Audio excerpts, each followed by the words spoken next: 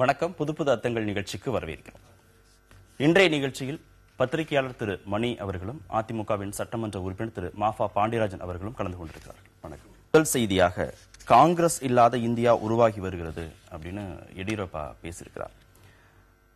ஆட்சியை பிடிக்கிற அளவுக்கு அப்படின்னு நம்ம சொல்லணும்னா புதுச்சேரியில் அவங்க கூட்டணியோட ஆட்சியை பிடிச்சிருக்கிறாங்க. அஸ்ஸாம்ல எதிர்க்கட்சி அந்தஸ்து, மேற்கு வங்கத்தில் எதிர்க்கட்சி அந்தஸ்து உயர்ந்திருக்கிறார்கள். இப்ப இதெல்லாம் வச்சு பார்க்கிற போது இவருடைய ஸ்டேட்மெண்ட் நம்ம எப்படி புரிஞ்சுக்கலாம்? இல்ல, ஒன்னு ஃபேக்சுவல் பொசிஷன், இன்னொன்னு அவருடைய விருப்பம். ஏற்கனவே அமித்ஷாவோட ஃபேமஸ் வேர்ட்ஸ் அது காங்கிரஸ் முக்த் பாரத். காங்கிரஸ் இல்லாத, ஹிந்தியில சொன்னா காங்கிரஸ் இல்லாத பாரதத்தை உருவாக்கும்னு அவங்க சொல்லிட்டு இருக்காங்க.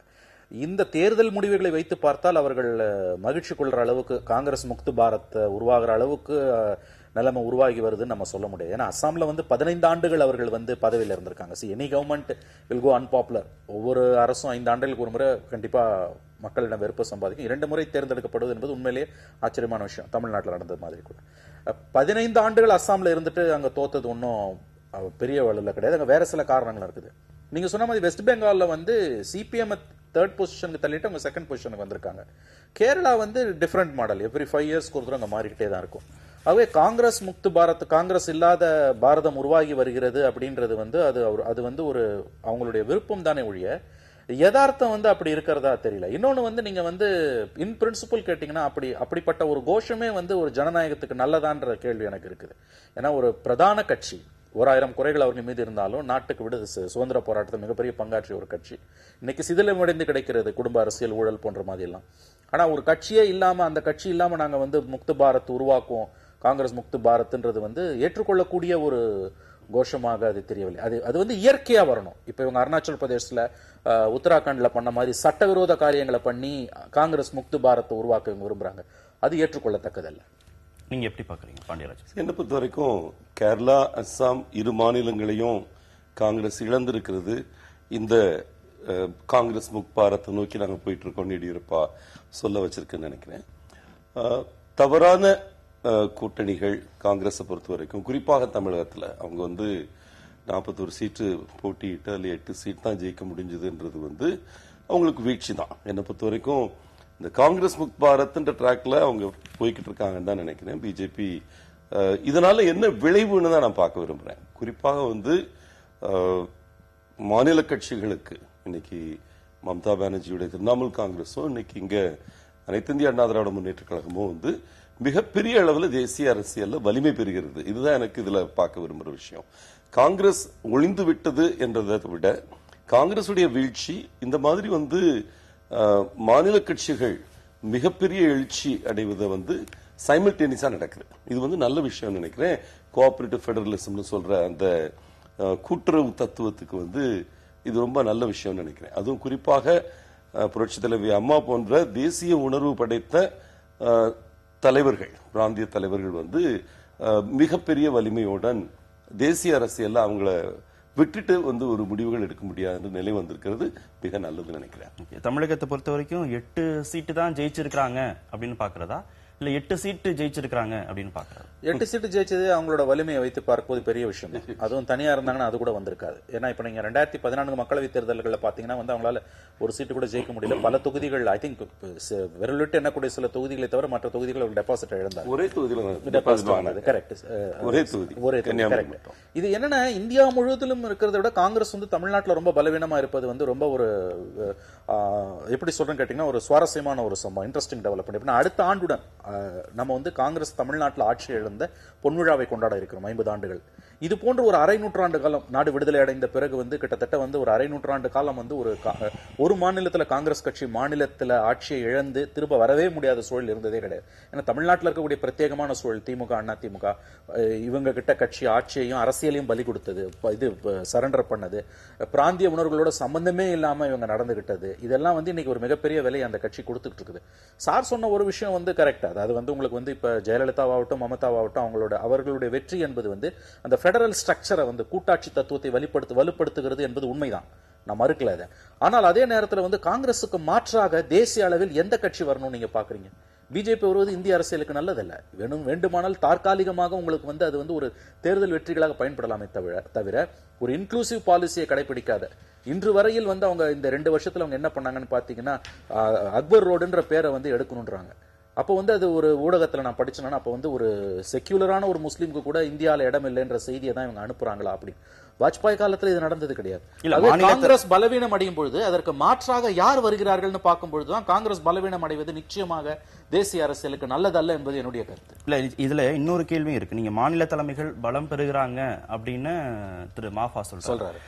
காங்கிரஸ் கூட வரக்கூடிய நாடாளுமன்ற தேர்தலில் ராகுலை முன்னிலைப்படுத்தாம நிதிஷ்குமாரை முன்னிலைப்படுத்துவதற்கான முயற்சிகளை மேற்கொண்டு வருகிறது அப்படிங்கிற செய்தியும் இருக்கிறது. தன்னோட கட்சிக்குள்ள இருந்து ஒரு மாநில தலைமையை தேர்ந்தெடுப்பதற்கான முயற்சிகளை காங்கிரஸ் செய்யாம ஒண்ணு தேசிய தலைமை, அதை விட்டா அடுத்ததாக மற்ற கட்சிகளுடைய மாநில தலைமை அப்படின்னு போறது அந்த கட்சியை இன்னும் வந்து பலவீனப்படுத்துவதற்கான முயற்சியை தான் பார்க்க வேண்டியதா இருக்கு. நிச்சயமாக. ஆனால் நீங்கள் சொல்லக்கூடிய தகவல்ல ஃபேக்சுவல் எரர் இருக்குதா நான் பார்க்கிறேன். எப்படின்னா கண்டிப்பாக ஒருபோதும் காங்கிரஸ் கட்சி தேசிய அளவில் பிரதமர் வேட்பாளராக நிதிஷ்குமாரை முன்னிறுத்தாது. காங்கிரஸ் கட்சியை சாராத ஒருவரை, இன்னும் சொல்ல போனா நேரு காந்தி குடும்பத்தை தவிர்த்த ஒருவரை அவர்கள் வந்து முன்னிலைப்படுத்தினது நரசிம்மராவ் காலத்தில் மட்டும்தான். காங்கிரஸ்ல இருந்து ஒரு வேட்பாளரை முன்னிலைப்படுத்தாமல் அவர்கள் வந்து வேறொரு கட்சியிலிருந்து நிதிஷ்குமார் ஆகட்டும் யாராகட்டும் அவர்களை முன்னிலைப்படுத்தக்கூடிய காரியத்தை ஒருபோதும் அவர்கள் செய்ய மாட்டார்கள். தேர்தலுக்கு முன்பாக, தேர்தலுக்கு பின்னால வந்து உங்களுக்கு வந்து அந்த மெஜாரிட்டி இல்லைன்னா எப்படி ஒரு கட்டத்தில் வந்து உங்களுக்கு வந்து தேவகவுடாவையும் ஐக்கிய குஜராலையும் முன்னிறுத்தி கொஞ்ச நாள்ல கவுத்தாங்களோ அந்த காரியத்தை செய்வாங்க. ஆனால் ராகுல் காந்தியோ சோனியாவோ யார் வேணா இருக்கட்டும், காங்கிரஸ் கட்சியை சாராத ஒருவரை பிரதமர் வேட்பாளராக முன்னிறுத்தி காங்கிரஸ் கட்சி ஒருபோதும் மக்களவை தேர்தலை சந்திக்காது. இல்ல இதோட நீங்க இன்னொரு செய்தியை தொடர்புபடுத்தி பார்க்கணும். தேசிய கட்சி என்ற அங்கீகாரம் பெற்ற கட்சிகள் இன்னைக்கு இந்தியாவில் 2 கட்சிகள், காங்கிரசும் பிஜேபி மட்டும்தான். 5 கட்சிகள் அந்த தகுதியை இழந்திருக்கின்றன. சிபிஐ, சிபிஎம், என்சிபி, பிஎஸ்பி, இப்போ ரீசெண்டா இன்னொரு கட்சி. இவங்க எல்லாமே ஜனதா தள், நீங்க சொன்ன நிதிஷ்குமார் தலைமையேற்று இருக்கிற ஜனதா தளம் அந்த தகுதியை இழந்து விட்டது. அந்த இந்த காலகட்டத்தில் நான் முதல்ல சொன்ன கருத்து, அதாவது மாநில கட்சிகள் என்பது மிகப்பெரிய வலுப்பெற்று நிற்கிற ஒரு காலகட்டத்தில் நீங்க சொன்ன கருத்து, காங்கிரஸே கூட நிதிஷ்குமாரை முன்னிறுத்தி அடுத்த தேர்தலை சந்திக்குமா அப்படின்ற ஒரு கருத்துரு ஓடிட்டு இருக்கு. ஆனா அவங்க சொல்ற மணிசால் சொல்றதை நான் ஒத்துக்கிறேன்.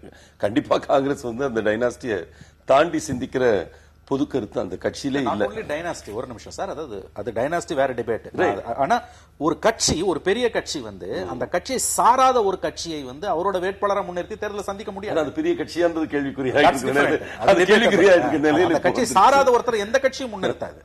அதனால ஒரு கூட்டமைப்பு உருவாவதற்கு வாய்ப்பு இருக்குன்னு நினைக்கிறேன். அடுத்த தேர்தல் இப்ப 2 வருடங்கள்ல வரக்கூடிய பாராளுமன்ற தேர்தல்ல கண்டிப்பா ஒரு கூட்டமைப்பு போன்ற ஒரு விஷயம், ஒரு ஆல்டர்னேட்டிவ் எமர்ஜ் ஆகிறதுக்கு ஒரு நல்ல வாய்ப்பு இருக்குன்னு நினைக்கிறேன். இல்ல இந்த விஷயம் சுருக்கமா ஒரு பாயிண்ட், இந்த தேசிய கட்சிகள் வந்து பலவீனம் அடைவது என்பது ஒரு விதத்தில் நல்லது. அது பிஜேபியா இருக்கட்டும், எப்படின்னு கேட்டீங்கன்னா அதிகப்படியான அதிகாரங்கள் மாநிலங்களுக்கு வருவதற்கும் மாநிலங்களிலிருந்து கீழே பஞ்சாயத்து வரைக்கும் அந்த அதிகாரங்கள் போவதற்கும் அதற்கு இது வழிகோலணும்.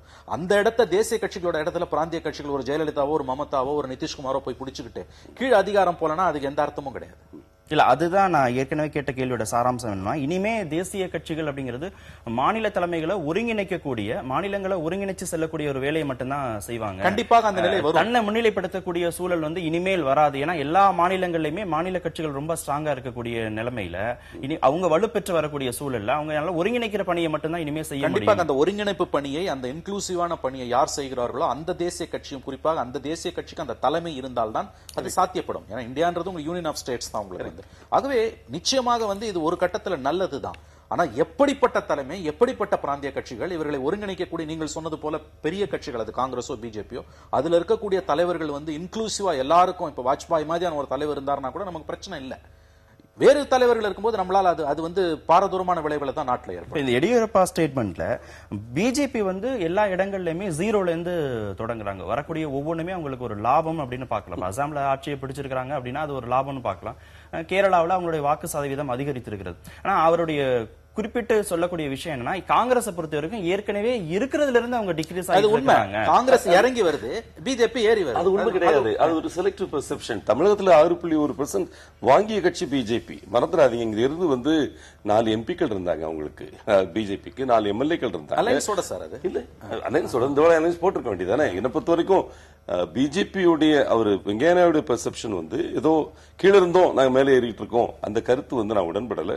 அட்லீஸ்ட் தமிழகத்தில் நான் உடன்படல. ஏன்னா உங்களுக்கு தெரியும் 1999 அத்தனை எம்பிக்கள் வச்சிருந்தாங்க. அலையன்ஸ்ல அவங்களை தேடி போறதுக்கு கட்சிகள் இருந்தாங்க. புரட்சி தலைவி அம்மா அவர்கள் முதல்ல அவங்களுக்கு 98 அவங்களுக்கு அந்த அலையன்ஸ் போட்டதிலிருந்து ஏறுமுகமாக இருந்த கட்சி வீழ்ந்துபட்டது. 2.2% வீழ்ந்துபட்டது. அந்த 2.2% 2.8% வந்தது வந்து இப்ப 2.8% வந்திருக்காங்க. அந்த 0.6% இன்க்ரீஸ் வந்து ஒரு பெரிய வெற்றியா வந்து ப்ரொஜெக்ட் பண்ணி அதை கொண்டாடுவதோ இல்ல வந்து 30 இடங்களை நாங்க 2வது இடத்துக்கு வந்துட்டோம், அந்த 3ஆம் அணியை நாங்க 4ஆம் அணிக்கு தள்ளிட்டோம், இதெல்லாம் வந்து ஒரு சிறு ஒரு சின்ன ஒரு மாறுபட்ட கருத்து எனக்கு இருக்கு. சார் சொன்னது உண்மை. 98 வந்து ஏடிஎம்கே தான் அவங்களுக்கு ஃபர்ஸ்ட் வாய்ப்பு கொடுத்தாங்க. கலைஞர் 99 அவரு கொடுத்தாரு. அதுக்கு பிறகு அவங்க வரவே முடியல. ஆனா இன்னைக்கு அந்த 2.3 இருந்து 2.8 இருக்கு, லெஸ் than 3% வச்சுக்கோங்க. ஆனா குறைச்சு மதிப்பிட வேணான்றேன். ஏன்னா இந்த அளவுக்கு வளராம இருக்கிறதுக்கு காரணம் இங்க இருக்கக்கூடிய மாநில தலைமையோட காலத்துக்கு ஏற்ப தன்னை பொருத்திக்காத, தகவமைச்சுக்காத, தமிழக சூழலுக்கு ஏற்ற மாதிரி தன்னை தகவமைச்சுக்காத போக்கு தானே காரணமே ஒழிய பிஜேபி வந்து என்னைக்குமே வளராம இருந்துரும்லாம் நீங்க சொல்ல முடியாது. அது வந்து அது எப்படின்னா வந்து ஒரு வெற்றிடம் வரும்பொழுது அதற்கான சாத்தியக்கூறுகள் வரலாம். இந்தியா பூரா வந்து இப்ப அசாம்ல பண்ணதும் என்ன பொறுத்த வரைக்கும் அசாமை விட கேரளால வந்து 15% வாக்குகள் வாங்கி இருக்கிறது பெரிய விஷயம். இது வந்து அவர் ஒரு விதத்துல அவர் சொல்றது கரெக்ட். பார்ட்டி மேல மூவ் ஆகி வருதுன்றது கரெக்ட் தான். அது காங்கிரஸ் கீழே இறங்கி வந்துட்டு தான்.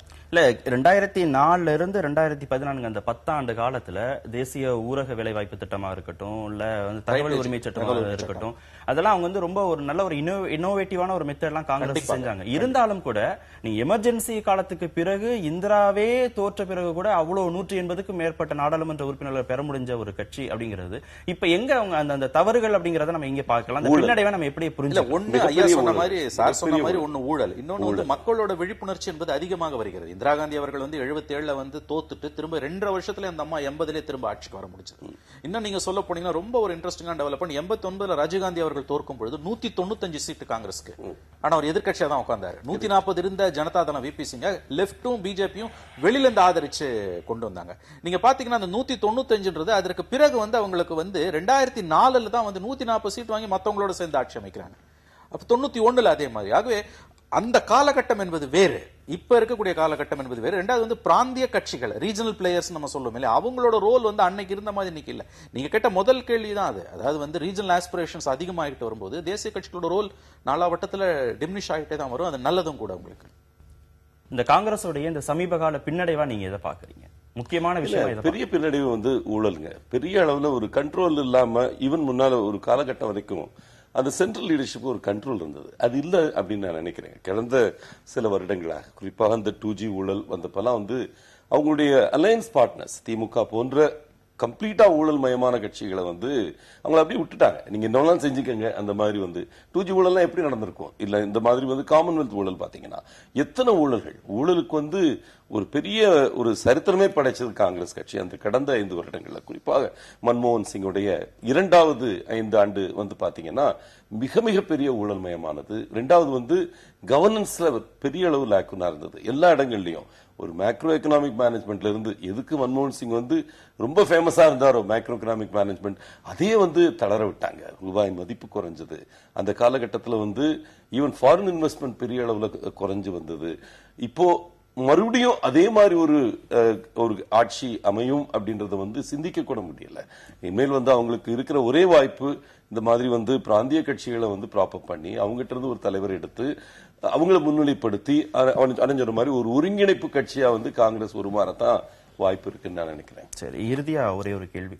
இங்க மாநிலத்திலையும் ஜெயலலிதா சொல்றாங்க, என்னுடைய கண்ணுக்கு எதிராக எந்த கட்சிகளுமே இல்ல, எதிரியே இல்லாத களத்துல நிக்கிறோம் அப்படிங்கிறாங்க. இப்ப எடியூரப்பாவும் அது இப்ப சொல்றது நான் கடந்த நாடாளுமன்ற தேர்தல்ல சொன்ன விஷயம். எடியூரப்பாவும் காங்கிரஸே இல்லாத இந்தியாவை உருவாக்குறதா என்னுடைய குறிக்கோள், இந்த சிங்கிள் பார்ட்டி அஜெண்டா, தன்னுடைய கட்சிகள் மட்டுமே களத்துல இருக்கணும் அப்படிங்கிறது ஒரு ஜனநாயகத்துக்கு ஆரோக்கியமான விஷயமாக பார்த்து. ஜனநாயக ஆரோக்கியம் கிடையாது. யார் சொன்னாலும், ஜெயலலிதா சொன்னாலும் தப்பு, எடியூரப்பா சொன்னாலும் தப்பு. ஆனா அந்த ப்ராசஸ் வந்து டெமோக்ராட்டிக்கலி வரணும். அந்த அம்மா வந்து 2014 சொன்னாங்க, சார் சொன்னாங்க. இந்த தேர்தல் அவங்க அதை சொல்லல. இந்த தேர்தல் முடிவுகள் வந்து அதிமுக ஒன்னும் வீழ்த்த முடியாத கட்சி என்ற அந்த இதை வந்து உடைச்சுதான் காமிச்சிருக்கு. ஏன்னா வந்து 130 சீட்டு தான் டிஃபரன்ஸ். வாக்கு வங்கின்னு பாத்தீங்கன்னா 5 லட்சம் வாக்குகளுக்கு கீழே தான் தோத்துருக்காங்க. ரொம்ப நேரோல தான் வந்து டிஎம்கே கூட்டணி தோத்துருக்குது. மாறி மாறி தான் வரும். அது ஜெயலலிதா சொல்றதை நீங்க ஒரு பக்கம் விட்டுலாம், அது பெரிய விஷயம் கிடையாது. பட் எடியூரப்பா சொல்றதா முக்கியமா கவனிக்க வேண்டியது. ஜனநாயக விரோத போக்கு என்பது எடியூரப்பா சொல்றதுதான், ஜெயலலிதா சொல்றது கூட கிடையாது. ஏன்னா நாங்க ஒரு பெரிய கட்சியை நாங்க அந்த காங்கிரஸ் முக்து பாரத்னு சொல்லி அவங்க சொல்லும் பொழுது அவங்க அதற்குள்ள இருக்கக்கூடிய சமிக்கைகள் என்ன கொடுக்குறாங்க அவங்க. ஆகவே இது ஏற்றுக்கொள்ளத்தக்கதில்லை. அல்டிமேட்லி மக்களே எஜமானர்கள். உங்களுக்கு பிராந்திய கட்சிகள் மிகப்பெரிய அளவில் இன்னைக்கு வளர்ந்துகிட்டு இருக்குது. இதை அவர் கருத்துல எடுத்துக்கிட்டு இந்த விஷயங்களை அவர் சொல்லியிருக்காருன்னு தான் நான் பார்க்கிறேன். காங்கிரஸ் முக் பாரத் அவங்க சொல்ல ஆரம்பிச்சதுக்கு அப்புறம் தான் டெல்லியை இழந்தார்கள், பீகார் இழந்தார்கள். ஓகே, அவங்க இப்ப பெரிய அளவு அடி வாங்கியிருக்கிறாங்க தமிழ்நாட்டுல. ஓகே, அதனால இந்த எந்த கட்சி அந்த மாதிரி நினைக்குதோ, காங்கிரஸ் முக் பாரத் அப்படின்னு சொல்றப்ப வேற கட்சிகள் இருக்கக்கூடாதுன்னு அவங்க சொல்றத நான் எடுத்துக்கிட்டேன். காங்கிரஸ் எல்லாம் போகணும். அந்த வேக்குவத்தை யார் ஃபில்அப் பண்றாங்க? ஆம் ஆத்மி டெல்லியில ஃபில்அப் பண்ணுது, ஜனதா தள் இங்க பிஜேபி ஃபில்அப் பண்ண முடியல, பிஜேபி ஃபில்அப் பண்ண முடியல. அதுதான் இஷ்யூ அங்க ஜெயலலிதா முதலமைச்சராக பதவியேற்ற நிகழ்ச்சியில மு.க. ஸ்டாலின் பங்கேற்றிருக்கிறார். அதுல 12வது வரிசையில் இடம் கொடுத்தார்கள் மு.க. ஸ்டாலினுக்கு அப்படின்ற ஒரு குற்றச்சாட்டு. கலைஞர் அதுக்கு திமுக தலைவர் கருணாநிதி அதுக்கு அறிக்கை விட்டிருக்கிறார். இந்த குற்றச்சாட்டுக்கு உங்களுடைய இல்ல, இது நடந்த நேரத்தில் நான் அங்க இருந்தேன். திரு ஸ்டாலின் அவர்கள் ஒரு 5 நிமிஷம் நிகழ்ச்சி ஆரம்பிக்கிறதுக்கு ஒரு மணி நேரம் முன்னால எல்லா எம்எல்ஏக்களும் அங்க இருக்கணும்ன்றது விதி, எல்லாருக்கும் எழுதி கொடுத்துருந்த ஒரு விஷயம். ஸ்டாலின் அவர்கள் ஒரு 15 திமுக எம்எல்ஏக்களோட ஒரு 5 நிமிஷம் இருக்கிறப்ப துவங்குறதுக்கு 5 நிமிஷத்துக்கு முன்னாலதான் உள்ள வர்றாங்க. உள்ள வந்தவுடனே நேரம் அவருக்கு ஒதுக்கப்பட்ட எல்லாருக்கும் நம்பர் போட்டிருக்கிறாங்க. எல்லா எம்எல்ஏக்களுக்கும் C1 2 2 இந்த மாதிரி நம்பர் போட்டிருக்கிறாங்க. நேரம் அங்க வர்றாரு. அங்க அமர்ந்திருந்த அதிமுக எம்எல்ஏக்கள் எழுந்து இடம் கொடுக்கறாங்க. அந்த இடத்துல அவங்க சைட்ல போய் உட்கார்ந்துருக்கிறாங்க. அந்த முழு நிகழ்ச்சியும் 1 மணி நேரம் நடந்த நிகழ்ச்சியில முழுக்க மீடியா போக்கஸ் எல்லாமே ஸ்டாலின் மேலதான் இருந்தது, திரு ஸ்டாலின் மேல இருந்தது. அவர் சந்தோஷமா இருந்தாரு, சந்தோஷமா இருந்துட்டு சந்தோஷமா வெளியே போறாரு. போன உடனே ட்வீட் அடிக்கிறாரு, ட்விட்டர்ல போடுறாரு, அம்மாவோட வாக்குறுதிகள் எல்லாம் நிறைவேற்றுவார்கள் என்று நம்புகிறேன். அந்த மாதிரி பெரிய பாசிட்டிவா ஒரு ட்வீட் போடுறாரு. அது வரைக்கும் ஒண்ணும் இல்ல. அம்மா அந்த நேரத்தில் செக்ரட்டரியேட் போறாங்க, 5 கையெழுத்து போடுறாங்க, வரலாற்று சிறப்பு மிக்க அனௌன்ஸ்மெண்ட்ஸ் 10,000 கோடி தாக்க இருக்கக்கூடிய அந்த அறிவிக்கைகளை வெளியிடுறாங்க. அந்த இடத்துல வெளியிட்டு வந்தவுடன் 2 மணி நேரங்கள் கழித்து திரு கருணாநிதி அவர்களுடைய அறிக்கை வருது. இந்த அறிக்கையுடைய முழு எண்ணமே மீடியா அட்டென்ஷனை இந்த 5 அறிவிக்கைகள்ல இருந்து டைவர்ட் பண்ணணும். தாலிக்கு தங்கம் கொடுத்த அறிவிப்பு, மற்ற விவசாய கடனை ரத்து செய்த அறிவிப்பு, மதுவிலக்கை படிப்படியாக அமல்படுத்துவதற்கு முதல் 2 படிகளை கடந்த அறிவிப்பு. இந்த அறிவிப்புகள்ல இருந்து மீடியா அட்டென்ஷனை டைவர்ட் பண்ணணும். அது அவருடைய ஒரே எண்ணம் தான். ஏன்னா இதுல ஸ்டாலின் அப்செட் ஆகல, அவங்க கூட வந்தவங்க அப்செட் ஆகல, நல்லா இருந்தாங்க. இன்ஃபேக்ட் அந்த ஒரு நல்ல மாற்றம் நாங்க இருந்ததுன்னு தான் நாங்க பார்த்தோம். அவர் யாரையும் எந்திரிக்க சொல்லல. ஏன்னா முதல் 2-3 வருஷங்கள்ல ஜட்ஜஸ் இருந்தாங்க, வெளியிருந்த டிக்னிட்டரிஸ் இருந்தாங்க, சில பேர் அம்மாவோட அவங்க ஃபேமிலி இருந்தாங்க. இந்த மாதிரி பல பேர் இருந்தாங்க. உட்கார்ந்தவங்களை எழுந்துலாம் அவரும் சொல்லல, யாரும் அந்த முயற்சியும் எடுக்கல. அவர் வந்தப்போ எழுந்து இடம் கொடுத்து ஒரு கர்டியஸ் பிஹேவியரோட தான் அங்க நடந்தது. இது ஒரு நான் இஷ்யூ ஆக்க முயற்சி பண்றது, உண்மையான ஒரு செய்தியை வெளியே வராம தடுக்கிறது தான் என்னோட கருத்துங்க. சம்பவத்தை நேர்ல இருந்து பார்த்தவரே சொல்றாரு அப்படிங்கறதுனால இதெல்லாம் சரியா இருக்கும் அப்படின்னு எடுத்துக்கலாமா? இல்ல, இந்த விஷயத்தை நான் எப்படி பார்க்கணும்னா, மோஃபாய் சொல்ற ஒரு விஷயத்தை நான் ஒத்துக்கிறேன். ஒரு நான் இஷ்யூ இஷ்யூ ஆகுறது யாருக்கும் நல்லதில்ல, ஒரு ஆரோக்கியமான அரசியலுக்கு வழி அல்ல. ஆனால் அதுக்கு யார் காரணம்னு பாத்தீங்கன்னா, அரசு தன்னுடைய பொறுப்பை தட்டி கழிக்க முடியாது. நான் என்ன நினைக்கிறேன்னா, இது இன்னும் கொஞ்சம் பெருந்தன்மை அந்த அரசு இருந்திருக்கலாம். ஏன்னா இந்த சம்பவம் முதல் முறையில 2002 மார்ச் 2-3ஆம் தேதி இந்த அம்மா டான்சி வழக்கில் வெற்றி பெற்று மறுபடியும் அவர் முதலமைச்சராக ஆன பொழுது, அப்பொழுது எதிர்க்கட்சி தலைவராக இருந்த பேராசிரியர் அன்பழகனும் ஸ்டாலின் அவர்களும் இதே மாதிரி பல்கலைக்கழக மண்டலத்தில் வந்த பொழுது அவர்களுக்கு 6வது வரிசையில் இடம் ஒதுக்கப்பட்டது. அப்ப அது பிரச்சனையாச்சு.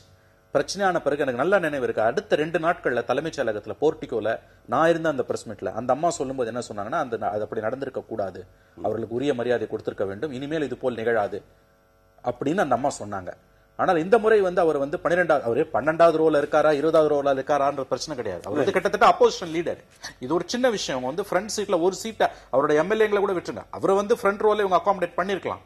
எனவே பட் இந்த மாதிரி விஷயங்கள் புரோட்டோகால் என்னன்னு நமக்கு தெரியல. ஏன்னா அன்பழகன் அவர்களுக்கு இந்த சம்பவம் 2002ல நடந்த போது ஏன் அது இஷ்யூ ஆச்சுன்னா, அப்ப ஒரு சட்டமன்ற எதிர்க்கட்சி தலைவர், இப்ப என்ன எலெக்ட் ஆகல. இந்த அரசு இன்னும் கொஞ்சம் ஒரு பெருந்தன்மை. அவர் ஒரு தமிழ்நாட்டில் எதிர்க்கட்சி தலைவர்கள், அரசியல் கட்சி தலைவர்கள் ஒருவர் முகம் கொடுத்து பேசுவதில்லைன்னு குற்றச்சாட்டை உடைக்கிற மாதிரி இவர்கள் அழைப்பை விடுத்தார்கள், அவர் வந்திருக்கிறார்.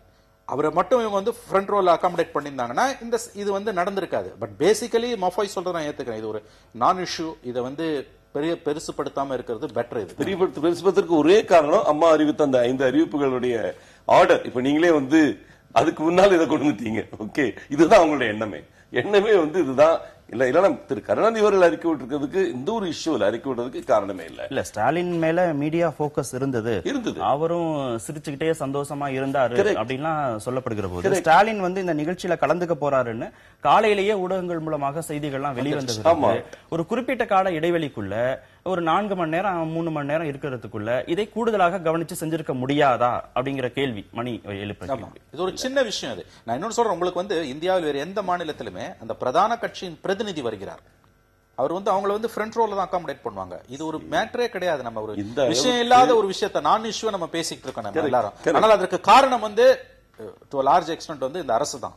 எதிர்க்கட்சி நீங்க குறை சொல்ல முடியாது. திமுக அவாய்ட் பண்ணி இருந்திருக்கலாம் அவங்க. இல்ல திமுக மேலயும் கடந்த காலங்கள்ல இதே குற்றச்சாட்டு இருந்தது. கோவையில செம்மொழி மாநாட்டுல அவங்க குடும்பத்தாரை சேர்ந்தவர்களுக்கு முதல் வரிசையில இடம் கொடுக்கப்பட்டது. ரெண்டு விஷயத்தை நம்ம கன்ஃபியூஸ் பண்ணிக்கிறாங்க. இல்ல அது மாதிரியான ஒரு குற்றச்சாட்டு வருகிற போது இந்த மாதிரியான அரசு சார்ந்த விழாக்களுக்கான ஒரு புரோட்டோகால் இல்லையா? உங்களுக்கு சொல்ற புரோட்டோகால் ஏற்படுத்தவே இல்லை. ஐயா, புரோட்டோகால் இருக்குது. அதனால தான் 2002 சம்பவத்தை நான் உங்களுக்கு சொன்னேன். 2002ல வந்து அந்த அம்மா வந்து சம்பவத்துக்கு 2 நாள் பொறுத்து நான் விசாரிக்கிறேன், இது போன்று நடக்காதுன்னு ஏன் சொன்னாங்கன்னா, அப்ப வந்து அங்கீகரிக்கப்பட்ட சட்டமன்ற எதிர்க்கட்சி தலைவராக பேராசிரியர் அன்பழகன் வந்தார். Minister rank, cabinet minister rank.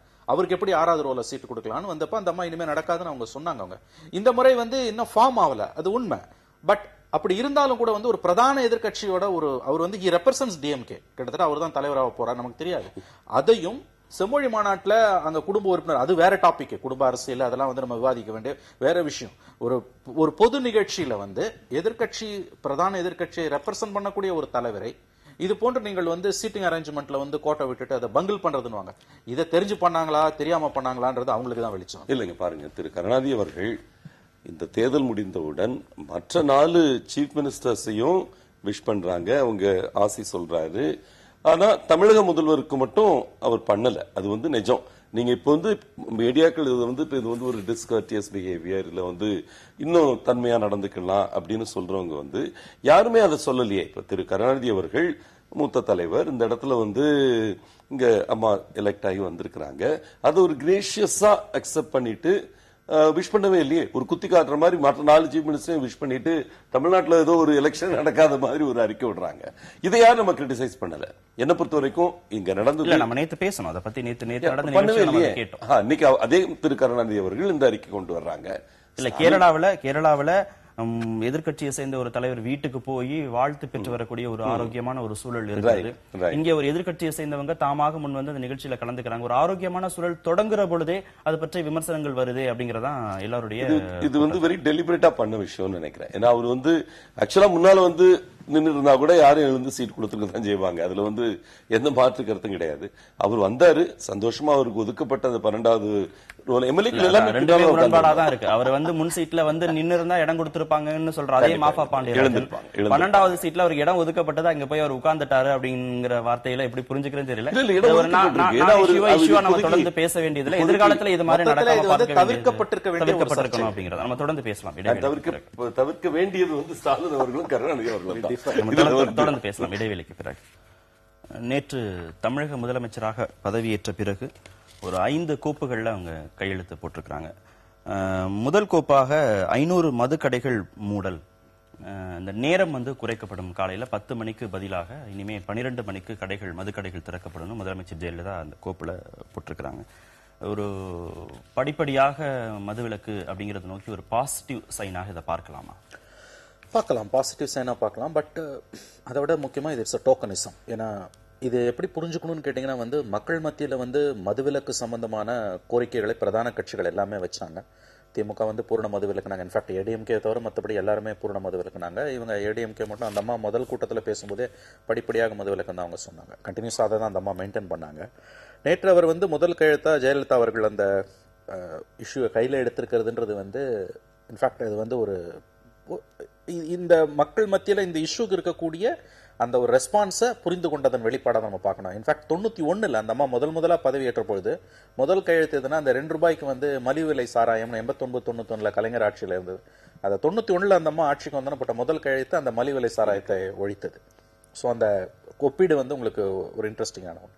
ஆனால் இது வந்து டோக்கனிசன்றதை தாண்டி இதுல பெருசா இருக்கிறதா தெரியல. ஏன்னா எந்த 500 கடைகள் நமக்கு தெரியல. அதை விட முக்கியமா இவர்கள் 12 மணிக்கு கடையை திறக்கிறன்றாங்க 2 மணி நேரம் தள்ளி, வரவேற்கத்தக்கது. ஆனா இதை நைட்ல வச்சிருந்தாங்கன்னு வச்சுக்கோங்க. ஏன்னா ஹெவி சேல்ஸ் இருக்கிறது வந்து உங்களுக்கு வந்து இரவு நேரங்கள்ல தான். நேற்று டாஸ்மாக்ல இருக்கக்கூடிய ஒரு ஊழியர் நண்பர் அவர் சொன்னார், இது ஒன்றும் பெருசு கிடையாது. ஏன்னா 10ல இருந்து 12ன்றது அதிகபட்சம் 10,000 ரூபாய்க்கு மேல தான் சேல்ஸ் இருக்கும். இப்போ என்ன பண்ணுவாங்க, கடை வாசல்ல காத்து கிடப்பாங்க அந்த அந்த பழக்கத்திற்கு உள்ளவர்கள். அவங்க வந்து 12 மணி கடையை திறந்தீங்கன்னா 12:10க்குள்ள அது சேர்த்து முடிச்சுடுவாங்க சேல்ஸ். ஆகவே இது வந்து ஒரு டோக்கனிசன்றதை தாண்டி இதை வந்து நம்ம பெருசா வந்து இப்ப எடுத்துக்க முடியாது. ஏன்னா இந்த பிரச்சனையை வந்து இவர் டாக்டர் ராமதாஸ் அவர்கள் சொன்ன கருத்து தான் கரெக்ட். நீங்க வந்து எத்தனை கடையை மூடுறீங்க, எத்தனை மணி நேரத்தை வேலை நேரத்தை குறைக்கிறீங்கன்றது முக்கியம் கிடையாது. ரோட் மேப் என்ன, உங்களோட செயல் திட்டம் என்ன, மதுவிலக்கு படிப்படியாக மதுவிலக்குன்னு அந்த அம்மா சொல்லியிருக்காங்க. இப்ப நீங்க அதற்கான ரோட் மேப் இத்தனை மாதங்களுக்குள் இத்தனை ஆண்டுகளுக்குள் இந்தந்த விதங்களில் நாங்கள் மதுவிலக்கை அமல்படுத்துவோம் என்ற ரோட் மேப்பை வந்து இந்த அரசு அறிவிக்க வேண்டும். அதுதான் முக்கியமே தவிர இந்த 10-12 குறைக்கிறதோ 500 கடையை வந்து குறைக்கிறதோ அல்லது இன்னொரு 300 கடையை குறைக்கிறதோ அது கிடையாது. இல்ல அதை நான் டோக்கனிசமா பார்க்கல. கண்டிப்பா வந்து மிகப்பெரிய தாக்கம் உருவாக்கக்கூடிய விஷயம். 6200 அவுட்லெட்ஸ்ல 500 அவுட்லெட்ன்றது 8%. 8% அவுட்லெட்ஸ் மூடுறது, குறிப்பாக எந்த இதெல்லாம் வந்து மக்கள் திரளாக இருக்கிற இடங்கள்ல இருக்கோ அதை மூடி, டிமாண்ட்ஸ் இருக்கிற இடங்கள்ல பல இடங்கள்ல டிமாண்ட்ஸ் இருக்கு இந்த கடைகளை மூடணும்னு சொல்லி அந்த லிஸ்ட் எடுக்கப்பட்டு இருக்கிறது. உடனே இது வந்து அமலுக்கு வரக்கூடிய ஒரு விஷயம்.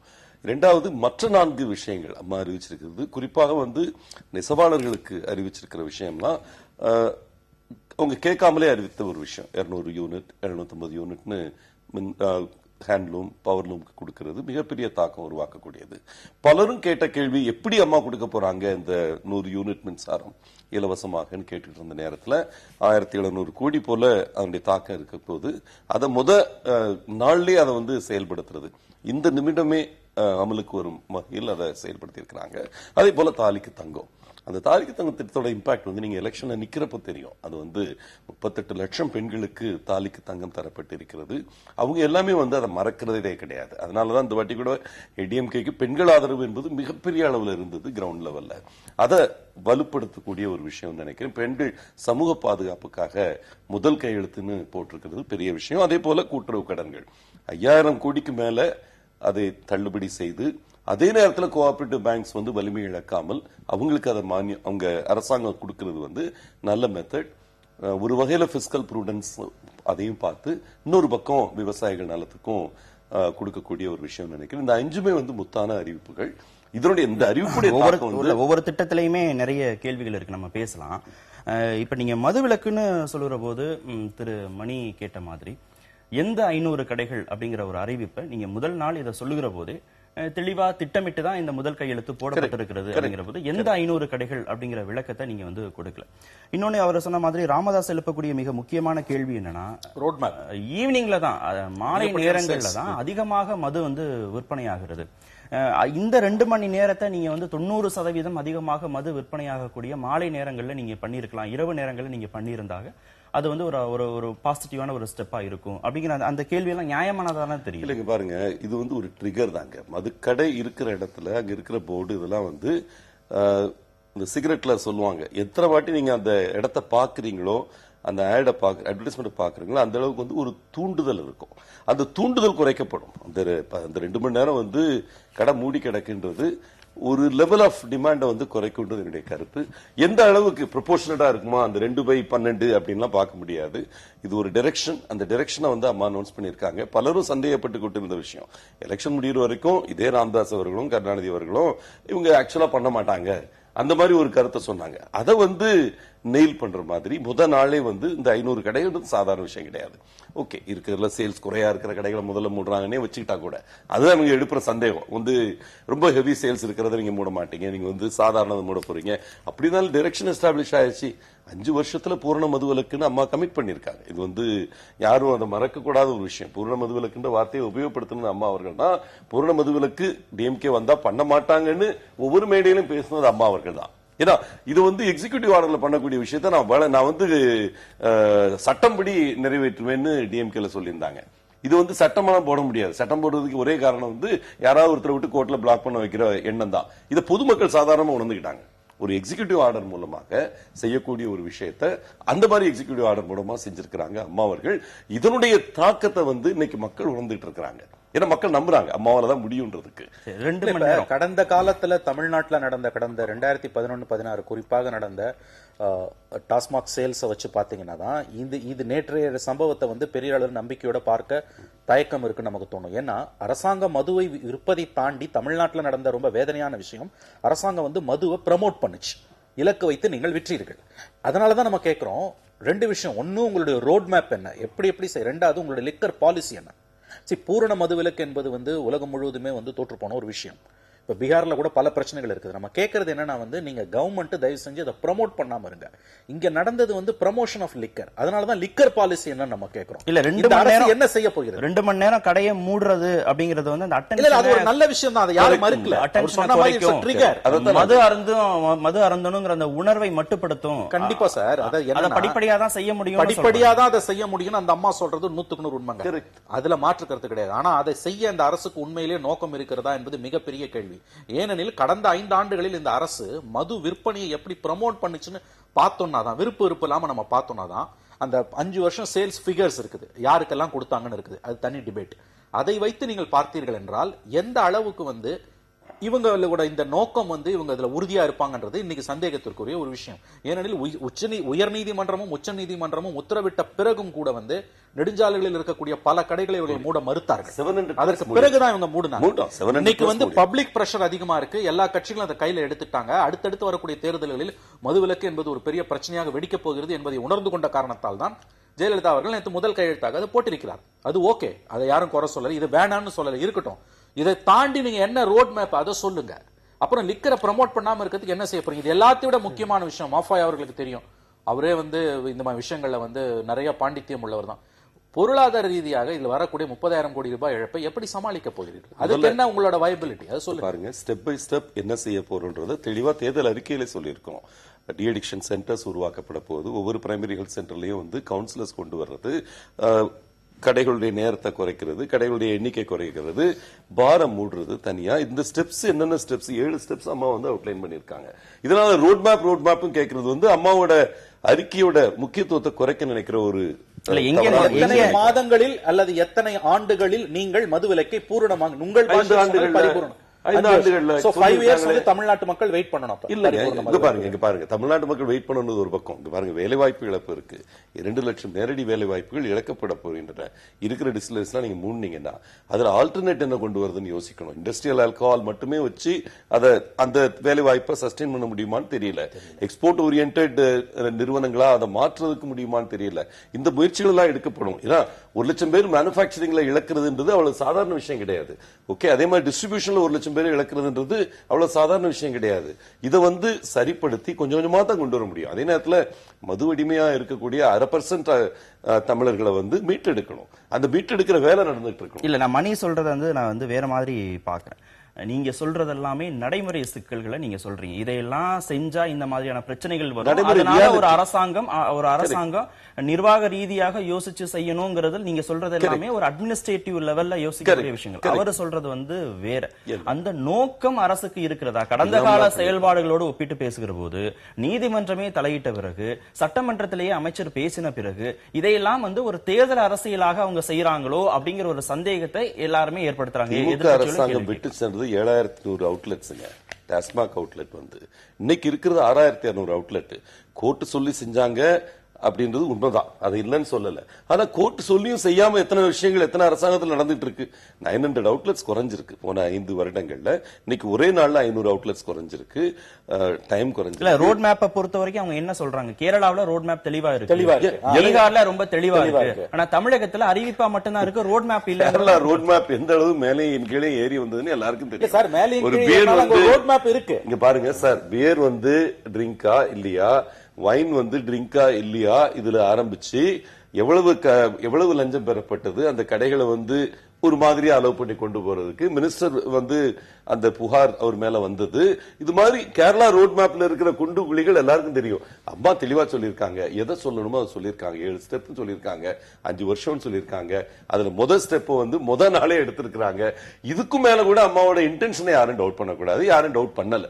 கண்டிப்பா வந்து நிர்வாக ரீதியாக இருக்கக்கூடிய சிக்கல்களை, அந்த சிஸ்டத்தில் இருக்கக்கூடிய பிரச்சனைகளை புரிஞ்சுக்காம கேள்வி கேட்கிறதா திரு மாஃபா சொல்றாரு. எதிர்கட்சி டு சர்டன் எக்ஸ்டென்ட் அவர் சொல்றது உண்மை, நான் மறுக்கல. அதாவது ஒரே கையெழுத்துல நான் வந்து மது விலக்கை கொண்டு வந்துருவேன் யார் சொன்னாலும் அது சாத்தியம் இல்லாத நிச்சயமாக. ஆனா ஒண்ணு கவனிங்க, நீங்க இன்னைக்கு சென்னை உயர்நீதிமன்றத்துல அரசுக்கு எதிராக இருக்கக்கூடிய நீதிமன்ற அவமதிப்பு வழக்குகள்ல பெரும்பாலான வழக்குகள் வந்து, கணிசமான வழக்குகள் வந்து டாஸ்மாக் ரிலேட்டடான வழக்கு. இந்த கடையை மூடுனா மூட மாட்டாங்க. அந்த மாதிரியான அதிகமா வந்து பள்ளிக்கல்வித்துறையும் டாஸ்மாக் ஓரியன்டா இருக்கக்கூடிய விஷயங்களும் தான் வந்து நீதிமன்ற அவமதிப்பை அதிகப்படியா சந்திச்சிருக்கு. அதுவே கடந்த காலங்களில் இந்த அரசு நீதிமன்ற சசி பெருமாள் மரணமே ஏன் நிகழ்ந்தது? 2 முறை நீதிமன்றம் உத்தரவிட்டும் அந்த கடையை வந்து அவர்கள் மாற்ற தயங்கினார்கள், மறுத்தார்கள். அதனாலதான் அந்த துயர சம்பவம் நமக்கு நிகழ்ந்தது. ஆகவே பாஸ்ட் ஹிஸ்டரியை வச்சு பார்க்கும்போது இவங்க என்ன பண்ண போறாங்க நமக்கு இருக்குது. இன்னொன்னு, இதை தாண்டி நீங்க யோசிங்க, ரெவென்யூ எப்படி இது பண்ண போறீங்க? ரெண்டாவது வந்து நீங்கள் பலமுறை சொன்னது மாதிரி தமிழ்நாட்டில் மட்டும் பூரண மதுவிலக்கு என்பது சாத்தியமற்றது என்பதை புரிந்து கொள்ள வேண்டும். பாண்டிச்சேரியில ஆந்திரால, கேரளால உங்களுடைய காவல்துறையோட முதல் பணியே வந்து, ஏன்னா ஃபுல் ஃபிளெஜ்டு ப்ரொஹிபிஷன் நீங்க கொண்டு வந்தீங்கன்னா ஃபர்ஸ்ட் லைன் ஆஃப் ஃபயர்ல வந்து போலீஸ் தான் இருப்பாங்க, அவங்க தலையில தான் விடியும். இது வந்து 24 ஹவர்ஸும் வந்து ஒரு மாவட்ட காவல்துறை கண்காணிப்பாளர் டிஸ்ட்ரிக்ட் எஸ்பிக்கு வந்து தன்னுடைய மாவட்டத்துல வந்து சாராயம் காய்ச்சறானா இல்லையான்னு பாக்குறதுலே போயிடும். இதுல இன்னொரு கொடுமை என்னன்னா, பூரண மதுவிலக்கு வந்ததுன்னா அதை சுத்தி வந்து கிரைம் சிண்டிகேட் வந்துடும். இதெல்லாம் வந்து காலகாலமாக உலகம் முழுவதும் பார்த்த விஷயங்கள். நம்ம செய்ய வேண்டியது வந்து மதுவை ப்ரமோட் பண்ணாம இருக்கணும், மதுவை வந்து நம்ம வந்து கண்ட்ரோல்டா இது பண்ணணுமே தவிர பூரண மதுவிலக்கு சொல்யூஷன் கிடையாது. ஆனால் இன்னைக்கு தமிழக அரசியல் அதை நோக்கி தள்ளிடுச்சு. அப்ப எல்லாரும் அதை பேசிதான் ஆகணும், வேற வழி இல்லாம போயிடுச்சு. எங்கிருந்து வருமானம் வரும் என்ற கேள்வி எலெக்ஷன் கமிஷனை கேட்டது. அதற்கு பதிலளித்த 24 மணி நேரங்களில் பதிலளித்த ஒரே கட்சி அனைத்து இந்திய அண்ணா திராவிட முன்னேற்ற கழகம். திமுக டைம் கேட்டாங்க, எலெக்ஷன் முடிஞ்சதுக்கு அப்புறம் தான் அவங்க அந்த ரிப்போர்ட்டே கொடுக்கறாங்க. அந்த ரிப்போர்ட்ல எந்த சாரமும் இல்ல, எந்த மீடியாவும் அதை கவர் பண்ணல. என்ன பதில் சொன்னீங்கன்னு எலெக்ஷன் கமிஷனுக்கும் உங்களுக்கு மட்டும் தான் தெரியும். எந்த விதத்துல நீங்க வெளிப்படையாக சொல்லவே பத்திரிகையில கவர் ஆயிருக்கு. நான் டாக்ஸ் ரெவன்யூ உயர்த்த போறோம், அந்த தேர்தல் அறிக்கையிலே சொல்லப்பட்ட தாதுமணல் அந்த பாலிசியை மாத்த போறோம், நேஷனலைஸ் பண்ண போறோம், கிரானைட் பாலிசியை ரிவ்யூ பண்ண போறோம். வரியில்லா வருமானம் என்பது இன்னைக்கு 6.5% இருக்கு. தமிழ்நாடு பட்ஜெட்ல 1.66 lakhs crores வந்து இன்னைக்கு தமிழ்நாடு பட்ஜெட்ல 6% தான் வரியில்லா வருமானம் இருக்கு. அந்த வரியில்லா வருமானம் என்பது உயர்த்தப்படும். அதே போல இண்டஸ்ட்ரியல் பாயன்சியை பத்தி பேசியிருக்கோம். குளோபல் இன்வெஸ்டர்ஸ் மீட்ல வரக்கூடிய அந்த முதலீடுகள் எல்லாம் வர தமிழகத்தில் இருக்கிற தொழில் மறுமலர்ச்சி மிக அதிகமாக வரப்போகுது. அதனால வரக்கூடிய எக்ஸைஸ், அதனால வரக்கூடிய கஸ்டம்ஸ் வந்து மத்திய அரசாங்கத்துக்கு சென்று அதனுடைய 4% நமக்கு வரும் பொழுது மத்திய அரசாங்கம் இன்னைக்கு நம்ம கொடுத்துட்டு இருக்கிற 23,000 கோடி, போன வருஷம் கொடுத்த 23,000 கோடி ஒரு 10,000 கோடியாவது உயர்வதற்கு வாய்ப்பு இருக்கு. நாங்க டேப்பர் பண்ணி இந்த மதுவிலக்கு கொண்டு வர போறோம். அதனால 25,029 நீங்க சொன்ன கருத்து வந்து டாஸ்மாக் வருமானம் 29,000 கோடி, ஆனா அரசாங்கத்துடைய வருமானம் அதுல 25,000 கோடி தான். அந்த 25,000 கோடியை டேப்பர் பண்ணி ஒரு 5 வருஷத்துல அதை இழக்கிறப்போ வருஷத்துக்கு 5,000 கோடி இழப்பு தான் வருது. அந்த 5,000 கோடி இழப்பு வந்து இண்டஸ்ட்ரியல் பாயன்சி மூலமாகவும் நான் டாக்ஸ் ரெவன்யூ மூலமாகவும் நாங்க பண்ண போறோம். டாக்ஸ் போட்டு பண்ண மாட்டோம். 100 யூனிட் இலவச மின்சாரத்துக்கு வருவோம். எந்த அளவுக்கு இது ஒரு சாத்தியமான திட்டம் அப்படின்னு நீங்க வந்து 1,600 கோடி ரூபாய்க்கு மேல இழப்பு ஏற்படுவதற்கான வாய்ப்புகள் இருக்கு. இதுல மெயின் திங் என்ன நீங்க யோசிக்கணும்னா, தமிழ்நாடு மின்மிகை மாநிலமாக மாறிவிட்டதா மாறிவிடவில்லையா என்பதை பத்தி பல எதிர்க்கட்சிகள் கேள்வி கேட்டுட்டு இருக்காங்க, பலரும் அறிஞர்களும் கேள்வி கேட்டுட்டு இருக்காங்க.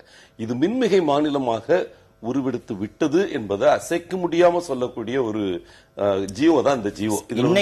இன்னைக்கும் வெளிச்சந்தையில அதிகமாக பணம் கொடுத்து மின்சாரம் வாங்கப்படுகிறது. எந்த விதமான புதிய மின்சார திட்டங்களையும் தொடங்கல இந்த 5 ஆண்டு காலத்துல. இதெல்லாம் மீறி இதுல வரக்கூடிய இவ்வளவு இழப்புகளையும் தாண்டி இந்த 200 யூனிட் மின்சாரத்தை அரசாங்கம் எப்படி கொடுக்க போறதுங்கிறது எல்லோருக்கும் இயல்பாக ஏனோ தெரியல. திமுக வந்து திருப்பி இந்த பொய்ய சொல்லி அது உண்மைன்னு பதிவு வைக்க முயற்சி பண்ணிட்டு இருக்காங்க. 4,500 மெகாவாட் வந்து புது திட்டங்கள்ல இருந்து சென்ற 5 வருடங்கள்ல உருவானது நிஜம். 3000 மெகாவாட் வெளியிருந்து வாங்கிட்டு இருக்கோன்றது நிஜம். ஆனா அந்த 3000 மெகாவாட் திமுக அரசாங்கத்திலே அதை வாங்கிட்டு தான் இருந்தாங்க. அந்த PPP projects, public private partnership ப்ராஜெக்ட்ல இருந்து வாங்குறதுக்கு கையெழுத்து போட்ட திமுக அரசாங்கம். அந்த கமிட்மெண்ட்னால தான் அந்த நிறுவனங்கள் தமிழகத்துக்கு வந்தது. பிள்ளை பெருமாள் நல்ல ப்ராஜெக்டும், மதுரை சாமல்பட்டி ப்ராஜெக்டும், இந்த ப்ராஜெக்ட் எல்லாம் வந்து அந்த டயத்துல வந்தது. எலக்ட்ரிசிட்டி ஆக்ட் 2003க்கு அப்புறம் வந்த ப்ராஜெக்ட்ஸ். சோ இந்த பொய்ய வந்து பெரிய அளவு வந்து மீடியா மூலமா கொண்டு போய் பதிய வைக்க முயற்சி பண்ணி இன்னைக்கு புதிய தலைமுறையா அதை பேசுற அளவுக்கு வந்துட்டாங்க. 4,500 மெகாவாட் எந்த ப்ராஜெக்ட்ல 32 ப்ராஜெக்ட்ல வந்திருக்குன்றது தெரியும். சோலார்ல 850 மெகாவாட் வந்து கன்சீவ் பண்ணது இந்த அரசாங்கம் தெரியும். அப்படி இருந்தும் கூட இன்னும் 7 ப்ராஜெக்ட்ஸ் வந்து 4000 மெகாவாட் வரக்கூடிய 7 ப்ராஜெக்ட்ஸ் வந்து கமிஷனிங் ஸ்டேஜுக்கு வந்திருக்கு இன்னைக்கு வந்து. தமிழ்நாடு மின்மிகை மாநிலம் தான், அதனால வந்து 100 யூனிட் மின்சாரத்தை வந்து இலவசமாக மக்களுக்கு கொடுக்க முடியும், அப்சார்ப் பண்ண முடியும். 87 லட்சம் ரொம்ப நிறைய பகுதியில இருக்கும் நேரம் இல்ல. அவருடைய இறுதி கருத்து. மாஃபாய் வந்து இன்னைக்கு ஏடிஎம்கே எம்எல்ஏ, அவருக்கு வந்து அவர் இப்படிதான் அவர் சொல்றதுல பட் அவருடைய ப்ரொஃபஷனல் பேக்ரவுண்ட்ல இருந்து பாத்தீங்கன்னா இது அவர் எப்படி ஜஸ்டிஃபை பண்றாருன்னு தெரியல. ஏன்னா இன்னைக்கு வந்து இந்தியாவில் வந்து மின்சாரம் என்பது எவ்வளவு பெரிய ஒரு சிக்கலான விஷயமா இருக்குன்னு தெரியும். பியூஷ் கோயல் வந்து தேர்தல் பிரச்சாரத்துக்கு வந்தப்ப அவர் கொடுத்த வார்னிங் வந்து இந்த 100 யூனிட் மின்சாரம் போன்ற விஷயங்கள் வந்து ஏற்கனவே வந்து மிகப்பெரிய லாஸ்ல இருக்கக்கூடிய தமிழ் மின் வாரியங்களை வந்து மிகப்பெரிய பாதிப்புக்கு உள்ளாக்கிடுறாங்க. ஓய்வு பெற்ற அந்த டிஎன்இஆர்சி மெம்பர் நாகல்சாமி அவர்கள் வந்து ஒரு பிரஸ் மீட்ல வந்து தேர்தலுக்கு முன்னால 54,000 கோடி ரூபாய் வந்து இழப்பு ஏற்பட்டிருக்குன்னு சொல்லியிருக்காரு. இவ்வளவு விஷயங்கள் உள்ள இருக்குது. ஒரு வருஷம் கழிச்சு அவர் எப்ப வேணா சொல்லட்டும், அவர் அரசியல்வாதி அல்ல, அவர் ஒரு டிஎன்இஆர்சி மெம்பர். அவர் சொல்வதற்கு என்ன நோக்கம் இருந்தாலும் அவர் சொல்லுவது உண்மையா என்று பார்த்தால் 54,000 crores லாஸ்ன்றது வந்து பெரிய விஷயம். ஆகவே பொருளாதார ரீதியா இதெல்லாம் எப்படி சஸ்டெயின் பண்ண போறாங்கன்றது அவங்க தான். அரசும் இதுக்கு விளக்கம் கொடுக்கும், நம்ம நம்பலாம். நிகழ்ச்சியில் பங்கேற்றதற்கு மிக்க நன்றி. நேயர்களை மற்றும் நிகழ்ச்சியில் சந்திக்கலாம். நன்றி, வணக்கம்.